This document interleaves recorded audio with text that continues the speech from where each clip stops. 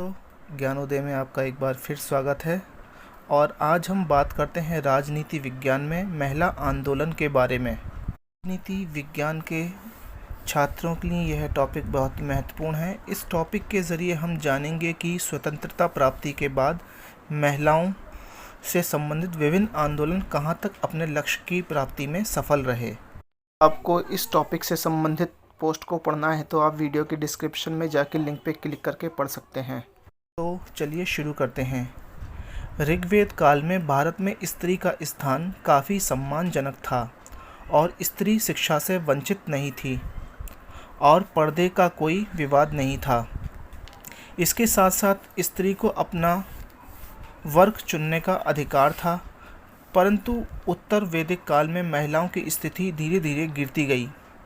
इसके बाद आया मध्यकाल और मध्यकाल में भारत पर इस्लामी आक्रमण हुआ और भारत पर इसका बहुत बुरा प्रभाव पड़ा। हिंदुओं में बाल विवाह प्रथा प्रथा शुरू हो गई, नारियों का अपमान किया जाने लगा। नारी की रक्षा के लिए पर्दे को ज़रूरी माना गया और तभी से पर्दा प्रथा का आरंभ हुआ। और साथ ही कुछ राजपूत घरानों में कन्याओं की हत्या भी की जाने लगी और इसके बाद सती प्रथा का प्रारंभ हुआ।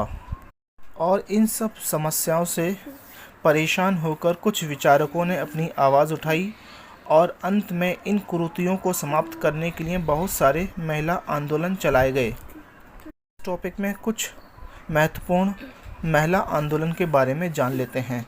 सबसे पहले हम बात करते हैं समाज में धर्म सुधार आंदोलन के बारे में। 19वीं शताब्दी में 3 बड़े आंदोलन चलाए गए जिन्होंने समाज को प्रभावित किया। एक तो ब्राह्मण समाज था और दूसरा थियोसॉफिकल सोसाइटी, जिसमें स्त्रियों की दशा में सुधार के लिए अनेक प्रयास किए गए और इसके फलस्वरूप 1829 में सती प्रथा के विरुद्ध कानून बनाया गया और इसमें महिलाओं की स्थिति में सुधार आ गया। स्वतंत्रता आंदोलन में महिलाओं की महत्वपूर्ण भूमिका रही, जैसे असहयोग आंदोलन में महिलाओं ने सक्रिय भूमिका निभाई। इसी प्रकार दुर्गा धामी, सुशीला देवी आदि ने क्रांतिकारियों का भरपूर सहयोग दिया। दूसरा है समकालीन भारत में महिला आंदोलन। समकालीन भारत में महिला आंदोलन सबसे तेज़ी से बढ़ता हुआ सामाजिक आंदोलन है। इसके साथ साथ वैश्वीकरण के कारण नारी शक्ति और महिला सशक्तिकरण की विचारधारा को बढ़ावा मिलता है। समकालीन महिला आंदोलन की विशेषताएं इस प्रकार हैं। परिवार में महिला की स्थिति को मजबूत करने पर बल दिया जा रहा है और महिलाओं के लिए सुविधाओं को बढ़ाने का प्रयास किया जा रहा है। महिलाओं की स्थिति में सुधार के लिए महिला आरक्षण की मांग तेजी से बढ़ रही है। महिलाओं के लिए आरक्षण का समर्थन किया जा रहा है, लेकिन लंबे समय से यह कानून पास नहीं हो पाया है। महिलाओं की स्थिति में सुधार के लिए आर्थिक क्षेत्र में महिलाओं की भागीदारी में वृद्धि बहुत तेज़ी से हो रही है और भागीदारी में बढ़ोतरी के लिए इस आंदोलन का प्रमुख उद्देश्य रहा है। इसके अलावा आता है प्रमुख महिला आंदोलन। आंदोलनों में महिलाओं की बहुत महत्वपूर्ण भूमिका रही है और जिनके कारण महिलाओं को एक नई पहचान मिली और उनकी शक्ति को पहचाना गया। जैसे चिपको आंदोलन 1970 के दशक में पेड़ों की कटाई को रोकने के लिए उसके विरुद्ध चलाए गए चिपको आंदोलन में महिलाओं ने महत्वपूर्ण भूमिका निभाई। इसी तरह ताड़ी विरोध। दक्षिण भारत में आंध्र प्रदेश की महिलाओं ने ताड़ी विरोधी आंदोलन चलाया और यह आंदोलन 1980 और 1990 के दशक तक चलता रहा। हालांकि सरकार द्वारा यह आंदोलन सफल नहीं हो सका, फिर भी इससे महिलाओं को नई पहचान मिली।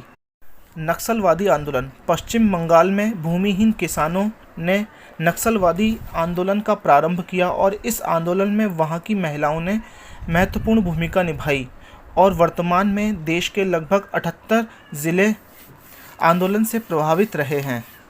दहेज विरोधक आंदोलन। 1980 के दशक में हिंसा, दहेज और यौन उत्पीड़न के विरोध में कई महिला संगठनों ने जोरदार आवाज़ उठाई और 1986 में आईपीसी की धारा द्वारा दहेज विरोधी अधिनियम 498A पास किया गया, जिसमें दहेज के लिए महिलाओं का शोषण करने के लिए कार्रवाई की जाएगी और राष्ट्रीय अपराध रिकॉर्ड ब्यूरो यानी एनसीआरबी की रिपोर्ट के अनुसार 2006 देश में प्रत्येक 29 मिनट एक रेप और 70 मिनट में दहेज से संबंधित हत्याएं होती रही हैं। इसके अलावा घरेलू हिंसा अधिनियम 2007 के अनुसार महिलाओं के साथ घर में की गई हिंसा और मानसिक उत्पीड़न और शारीरिक उत्पीड़न नहीं शामिल किया जा सकता। आइए महिला आंदोलन की कमज़ोरी और इनके सुधार की बात कर लेते हैं।